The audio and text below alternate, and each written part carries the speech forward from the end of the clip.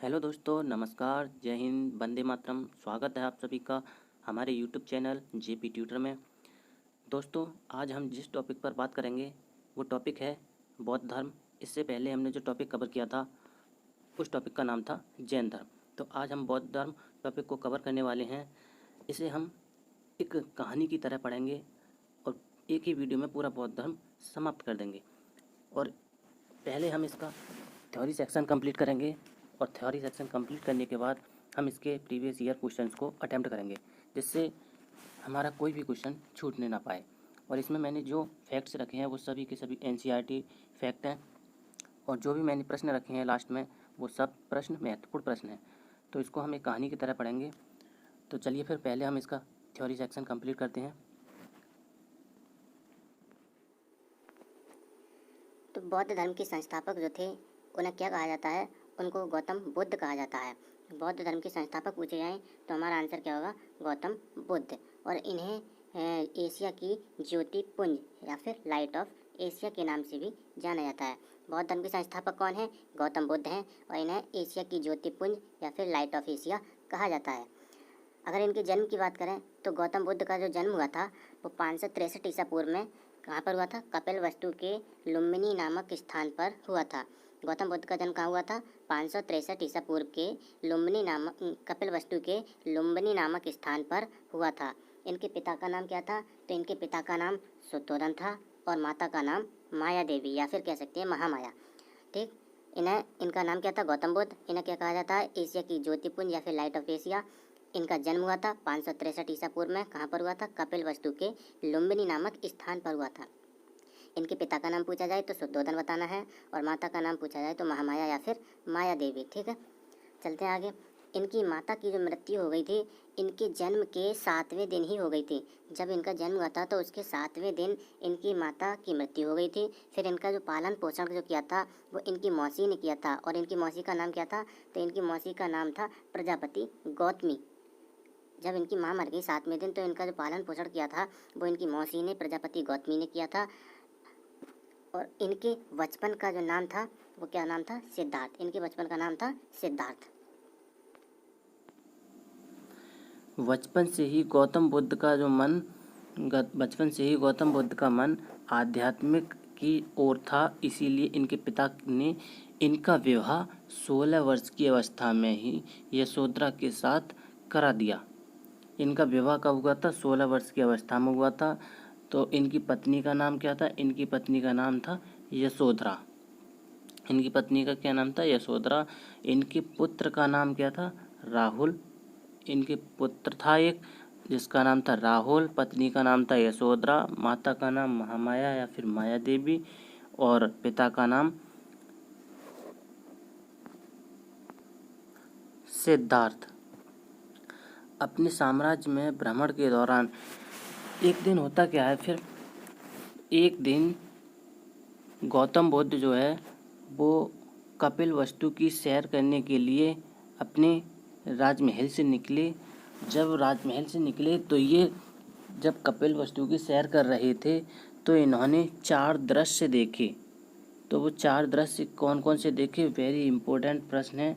यहाँ से अवश्य प्रश्न पूछे जाते हैं कि गौतम बुद्ध जब कपिलवस्तु की सैर पर निकले तो उन्होंने क्या क्या देखा था। तो इन्हें आपको याद रखना है, जब ये साम्राज्य में भ्रमण के दौरान उन्होंने व्यक्ति जीवन की 4 अवस्थाओं को देखा, जिसके बाद उनके मन में वैराग्य उत्पन्न हो गया। तो इन्होंने क्या क्या देखा था? जब ये घर से निकले थे तो इन्होंने देखा था कि एक बूढ़ा व्यक्ति था जो लाठी के सहारे चल रहा था। दूसरे नंबर पर इन्होंने क्या देखा था? कि एक बीमार व्यक्ति था। और तीसरे नंबर पर इन्होंने एक शव देखा, यानी कि एक लाश थी जिसको 4 लोग अपने कांधों पर रखकर ले जा रहे थे। और चौथे नंबर पर इन्होंने देखा एक सन्यासी, एक भिखारी व्यक्ति को देखा था। तो ये 4 दृश्य देखे थे इन्होंने, जिससे इनका मन विचलित हो गया। जब इनका मन विचलित हो गया तो इन्होंने फिर क्या किया कि इन्होंने 29 वर्ष की अवस्था में गृह त्याग कर दिया। आगे बढ़ते हैं। ये देखिए मैंने भी ऐसे कंटेंट रखे हैं कि आप कभी भूलने ना पाएँ। ये चारों के चारों दृश्य आपके सामने रखे हैं। सबसे पहले बूढ़ा व्यक्ति, ये देखिए लाठी के सहारे जा रहा है। ये है एक बूढ़ा व्यक्ति। सबसे पहले इन्होंने इसको देखा। फिर एक बीमार व्यक्ति, ये देखिए चारपाई पर लेटा हुआ है। तीसरे नंबर पर इन्होंने एक शव देखा। ये देखिए 4 लोग कानों पर रखकर इसको लाश को लेके जा रहे हैं। और फिर चौथे नंबर पर इन्होंने एक सन्यासी व्यक्ति को देखा, ये जो बैठ के तपस्या कर रहा है। ठीक, तो इन्होंने 4 व्यक्तियों को देखा। इसके बाद होता क्या है, सांसारिक समस्याओं से व्यथित होकर सिद्धार्थ ने 29 वर्ष की अवस्था में गृह त्याग किया, जिसे बौद्ध धर्म में महाभिनिष्क्रमण कहा जाता है। वेरी इम्पोर्टेंट प्रश्न है।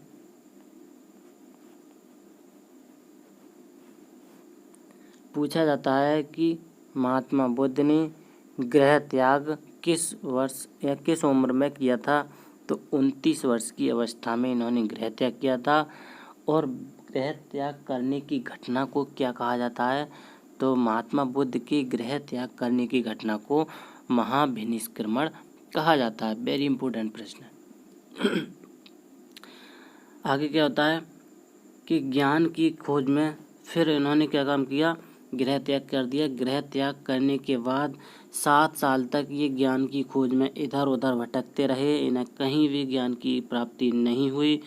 जब कहीं भी ज्ञान की प्राप्ति नहीं हुई तो ये सबसे पहले वैशाली के निकट वैशाली पहुँचे। और वैशाली पहुँचकर इन्होंने ये आलार कलाम और उदक रामपुत्र नामक 2 गुरुओं से इन्होंने शिक्षा ली। कौन कौन से? आलार कलाम और उदक रामपुत्र नामक 2 गुरुओं से इन्होंने शिक्षा ली। और शिक्षा लेने के बाद फिर इन्होंने 6 वर्ष की कठिन तपस्या की। और 6 वर्ष की कठिन तपस्या के पश्चात इनको बैसाख की पूर्णिमा की रात को निरंजना नदी के किनारे, निरंजना आए या फिर फाल्गु नदी आए या फिर पुनपुन नदी, तो इन निरंजना नदी के किनारे इनको पीपल के वृक्ष के नीचे ज्ञान की प्राप्ति हुई। कब? बैसाख की पूर्णिमा की रात को। पहले इन्होंने 7 वर्षों तक इधर उधर ज्ञान की खोज की, कहीं भी ज्ञान नहीं मिला। फिर ये वैशाली पहुँचे। वैशाली पहुँचकर आलार कलाम तथा उदक रामपुत्र नामक 2 गुरुओं से इन्होंने शिक्षा ली। और शिक्षा लेने के बाद 6 वर्ष की कठिन तपस्या की। कठिन तपस्या करने के बाद इनको बैसाख की पूर्णिमा की रात निरंजना नदी के किनारे पीपल के वृक्ष के नीचे ज्ञान की प्राप्ति हुई, जिसे बौद्ध धर्म में क्या कहा जाता है, अभी बताते हैं। तो ज्ञान की खोज में बुद्ध इधर उधर भटकते रहे और फिर इन्हें आलार कलाम मिले, जो इनके पहले गुरु बने। इन्होंने आलार कलाम से सांख्य दर्शन की शिक्षा ली। किससे शिक्षा ली? आलार कलाम से सांख्य दर्शन की। आलार कलाम जो थे वो सांख्य संप्रदाय के अनुयायी थे।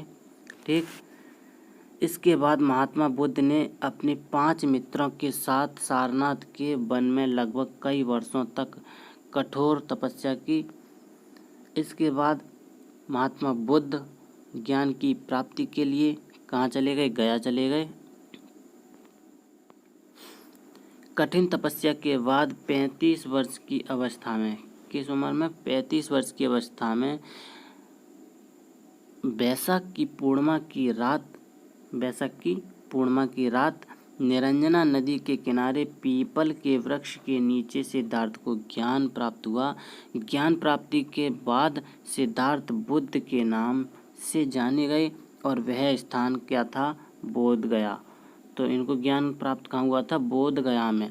ठीक, बुद्ध ने अपना प्रथम उपदेश कहाँ दिया था? सारनाथ में दिया था। इम्पोर्टेंट प्रश्न है, पूछा जाता है। बुद्ध ने अपना प्रथम उपदेश कहाँ दिया?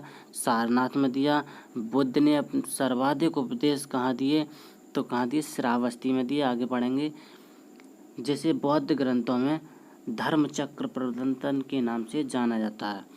पूछा जाता है कि बुद्ध ने अपना प्रथम उपदेश कहाँ दिया? सारनाथ में दिया, जिसे बौद्ध ग्रंथों में क्या कहा जाता है? तो धर्मचक्र प्रवर्तन के नाम से जाना जाता है। गृह त्याग की घटना को क्या नाम से जाना जाता है? महाभिनिष्क्रमण। ठीक। और उन्होंने ये उपदेश किस भाषा में दिया? तो पाली भाषा में दिया था। महावीर स्वामी ने अपने उपदेश किस भाषा में दिए थे? प्राकृत या फिर अर्धमागधी भाषा में। नोट की बात करें तो बुद्ध ने अपने सर्वाधिक उपदेश कहाँ दिए थे? कौशल देश की राजधानी श्रावस्ती में। सबसे पहला उपदेश कहाँ दिया? सारनाथ में दिया। सबसे अधिक उपदेश पूछे जाए तो आंसर क्या होगा? श्रावस्ती। महात्मा बुद्ध ने 4 सत्य कथन कहे। अब 4 सत्य कथन कौन कौन से कहे उन्हें पढ़ते हैं। पहला कहा था उन्होंने कि संसार दुखों से भरा है। संसार जो है वो दुखों से भरा है। दूसरा कहा इन्होंने हर दुख का कोई ना कोई कारण है। हर दुख का कोई ना कोई कारण है।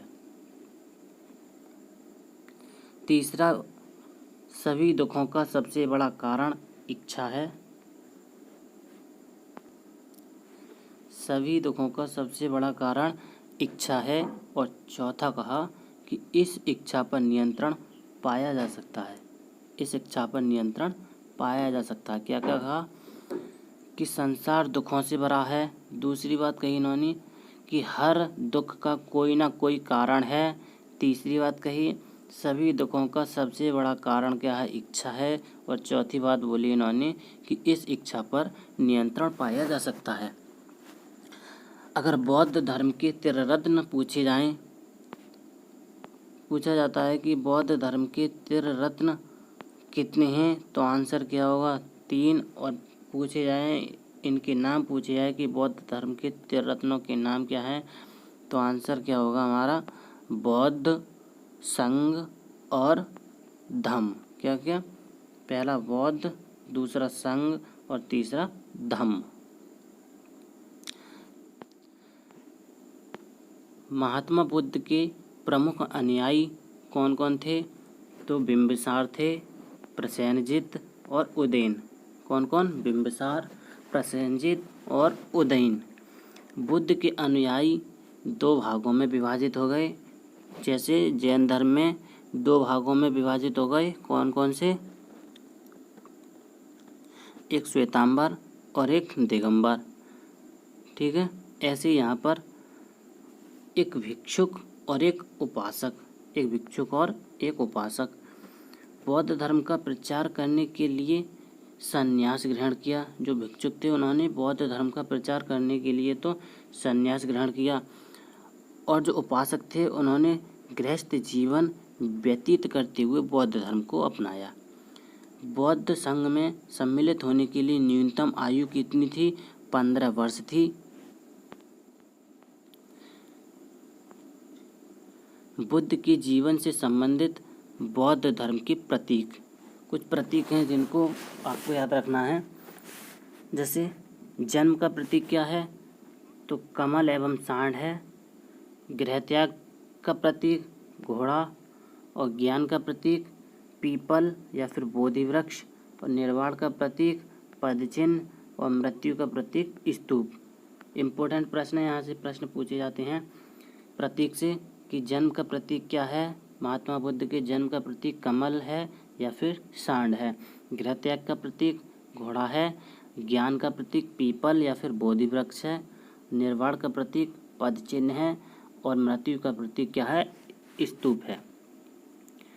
फिर 80 वर्ष की अवस्था में 483 ईसा पूर्व में होता क्या है कि जब इनको ज्ञान की प्राप्ति हो गई फिर ये अपने बौद्ध धर्म का प्रचार प्रसार करते हुए कहाँ पहुँच गए? मल्लों की राजधानी ये पावा पहुँच गए। जब ये पावा पहुँच गए तो वहाँ पर ये एक लोहार की आम्र वाटिका में ठहरे।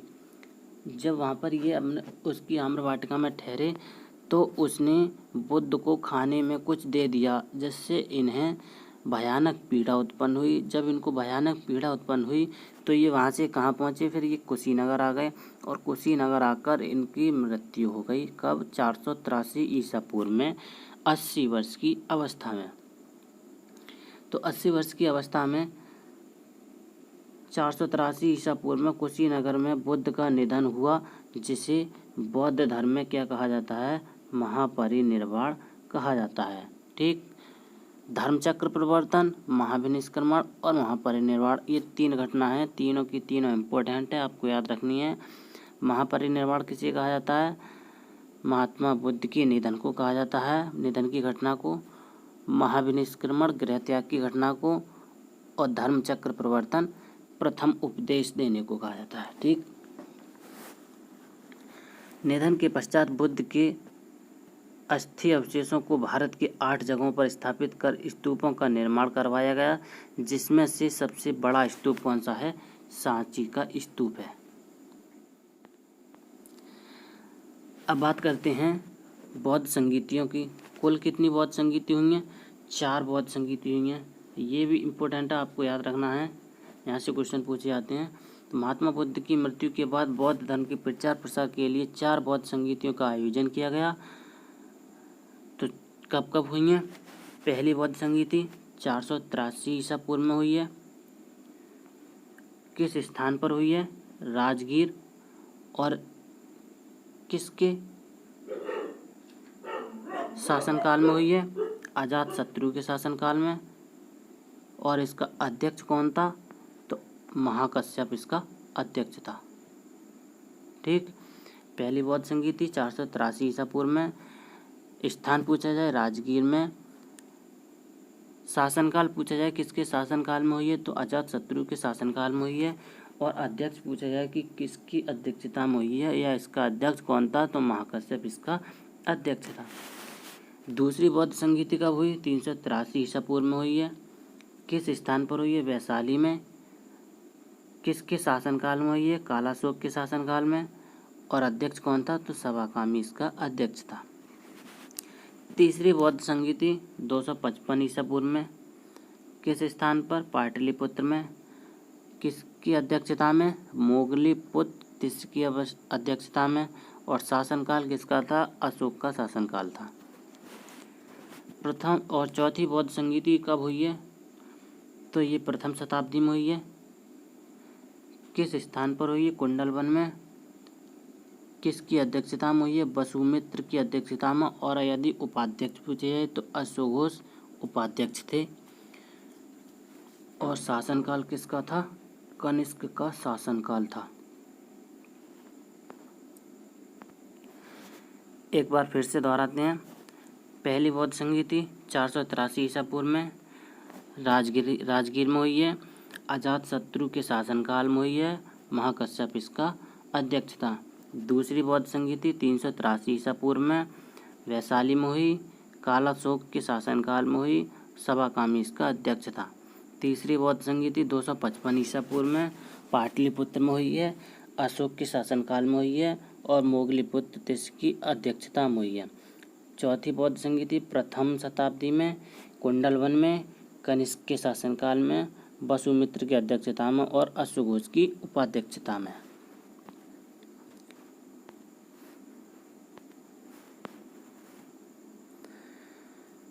अब बात करते हैं कि बौद्ध संगीति, चौथी जो बौद्ध संगीति हुई उसके बाद बौद्ध धर्म 2 भागों में बट गया। चौथी बौद्ध संगीति के बाद कौन कौन से, एक हीनयान और एक महायान। इनमें अंतर क्या है, हीनयान एवं महायान में अंतर की बात करें तो हीनयान जो था ये बौद्ध धर्म का प्राचीन रूप है। हीनयान बौद्ध धर्म का प्राचीन रूप है और महायान ये नवीन रूप है। हीनयान ये कठोर मार्ग है, इसके द्वारा कम लोग निर्वाण की प्राप्ति कर सकते हैं। हीनयान कैसा है, कठोर मार्ग है, इसके द्वारा कम ही लोग निर्वाण की प्राप्ति कर सकते हैं। और महायान जो है ये सरल मार्ग है, इसके द्वारा अधिक लोग निर्वाण की प्राप्ति कर सकते हैं। हीनयान ये बुद्ध को अलौकिक गुण वाला सामान्य पुरुष मानते हैं। ये बुद्ध को क्या मानते हैं कि ये बुद्ध एक अलौकिक गुण वाले सामान्य पुरुष थे। लेकिन महायान के जो लोग थे वो क्या मानते हैं कि बुद्ध को भगवान मानते हैं, कि बुद्ध एक भगवान थे।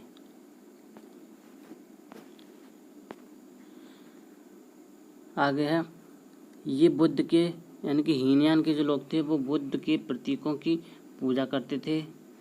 लेकिन महायान के जो लोग थे वो बुद्ध की मूर्ति की पूजा करते थे। हीनयान के लोग थे, इनके ग्रंथ पाली भाषा में रचे गए थे और महायान के लोगों की जो ग्रंथ थे वो संस्कृत भाषा में रचे गए थे। हीनयान में ये कर्म एवं धर्म में विश्वास रखते थे और ये परोपकार में विश्वास करते थे। इसमें बोधिसत्व का आदर्श ग्रहण किया गया है जो दूसरों का कल्याण करते हैं। हीनयान की बात करें तो इसका प्रचार प्रसार लंका, बर्मा, थाईलैंड, कंबोडिया आदि देशों में हुआ और महायान का जो प्रचार प्रसार हुआ वो चीन, तिब्बत, जापान, कोरिया आदि देशों में हुआ। अब बात करते हैं बौद्ध साहित्य की। त्रिपिटक अगर इसके पूछे जाते हैं त्रिपिटक, इम्पोर्टेंट प्रश्न है।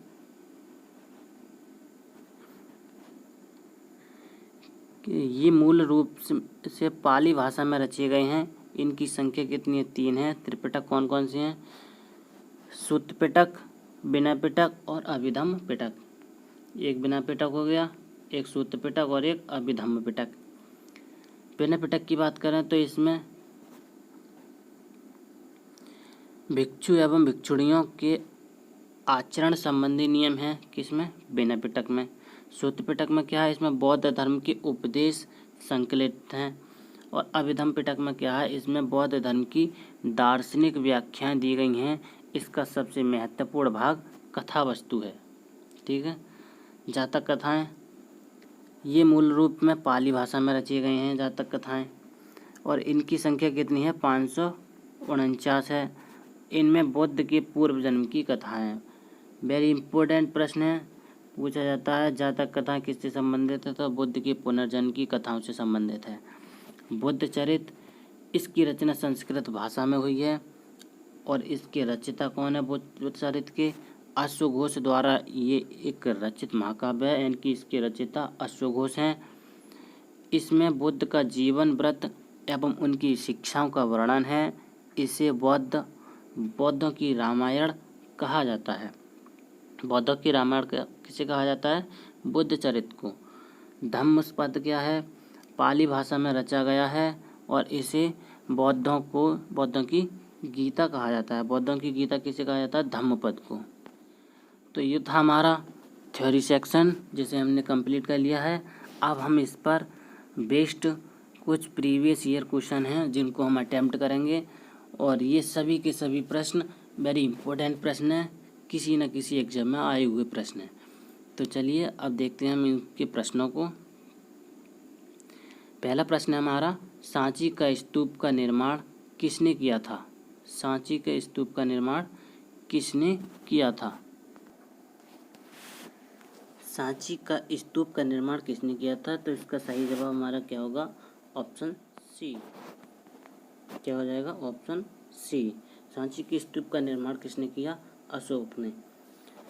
अगला प्रश्न है, अजंता और एलोरा की गुफाएं भारत के किस राज्य में स्थित हैं?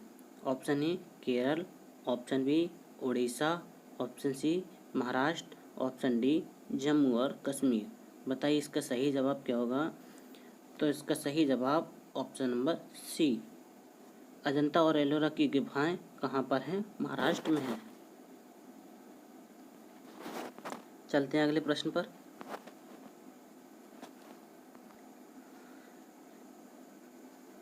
किन्हें एशिया का प्रकाश भी कहा जाता है? तो हमने स्टार्टिंग में ही पढ़ा था कि एशिया का प्रकाश पुंज या फिर लाइट ऑफ एशिया किसे कहा जाता है?